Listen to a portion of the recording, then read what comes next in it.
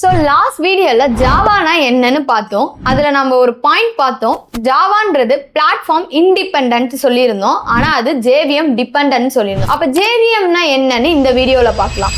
So ஜேவிஎம்னா என்னன்னு பார்க்கறதுக்கு முன்னாடி ஜேஆர்இனா என்னன்னு தெரிஞ்சிருக்கணும். ஜேஆர்இ அப்படின்றது ஜாவா ரன் டைம் என்வரான்மெண்ட்னு சொல்லுவாங்க.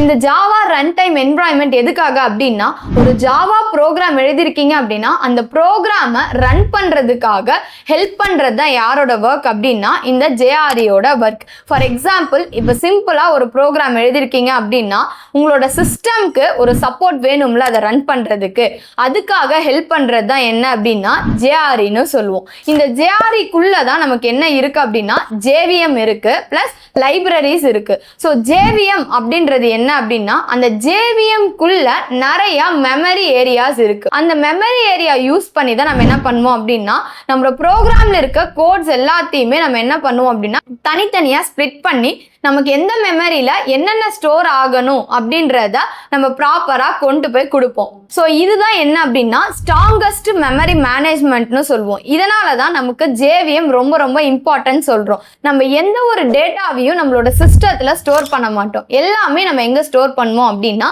ஜேவிஎம்ல தான் ஸ்டோர் பண்ணுவோம். இதனால தான் இதை நம்ம பிளாட்ஃபார்ம் இண்டிபெண்டன்ட்னு சொல்லிட்டு ஜேவிஎம் டிபெண்டன்ட்னு சொல்றோம். ஸோ இன்னொரு பார்ட் இருக்கு என்ன அப்படின்னா ஜேஐடி. எதுக்காக ஜேஐடி அப்படின்னா ஒரு ப்ரோக்ராமை நம்ம ரன் பண்றோம் அப்படின்னா எவ்வளோ பெரிய ப்ரோக்ராமா இருந்தாலும் நமக்கு நானோ செகண்ட்ல ரன் பண்ணி கொடுக்கும். ஓகேவா? ஸோ அப்போ அந்த ஜேஐடியோட ஃபுல் ஃபார்ம் என்ன அப்படின்னா ஜஸ்ட் இன் டைம்னு சொல்லுவாங்க. இது கூடயே இன்னும் நிறைய டெவலப்மெண்ட் டூல்ஸ் இருக்கு. ஸோ இந்த டெவலப்மெண்ட் டூல்ஸ் எல்லாம் எதுக்காக அப்படின்னா நம்ம ஜாவா ப்ரோக்ராமை ரன் பண்ண ஹெல்ப் பண்ற டூல்ஸ் எல்லாமே உள்ள இருக்கும். ஃபைனலா ஒரு டயக்ராம் காட்டியிருக்கேன் பாருங்க. இது எல்லாத்தையும் கண்டெயின் பண்ணியிருக்குல்ல, இங்க ஜேஆர்இ இருக்கு, இங்க ஜேவிஎம் இருக்கு, ஜேஐடி இருக்கு, டெவலப்மெண்ட் டூல்ஸ் இருக்கு.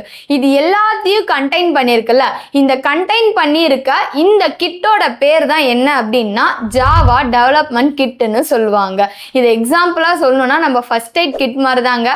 நம்ம ஃபர்ஸ்ட் எய்ட் கிட்ல என்னென்ன இருக்கும், டின்ச்சர் இருக்கும், காட்டன் இருக்கும், ஆயில்மெண்ட் இருக்கும். இதெல்லாமே தனித்தனி ஒர்க் பண்றது எல்லாமே தனித்தனியா இருக்குல்ல, அந்த மாதிரி இதுக்குள்ள உங்களுக்கு ஜேவிஎம் இருக்கு, ஜேஆர்இ இருக்கு, ஜேஐடி இருக்கு, டெவலப்மெண்ட் டூல்ஸ் கிட் இருக்கு. இது எல்லாமே கண்டெயின் பண்ணியிருக்கிறது தான் நம்ம என்னன்னு சொல்லுவோம் அப்படின்னா ஜாவா டெவலப்மெண்ட் கிட்னு சொல்லுவோம்.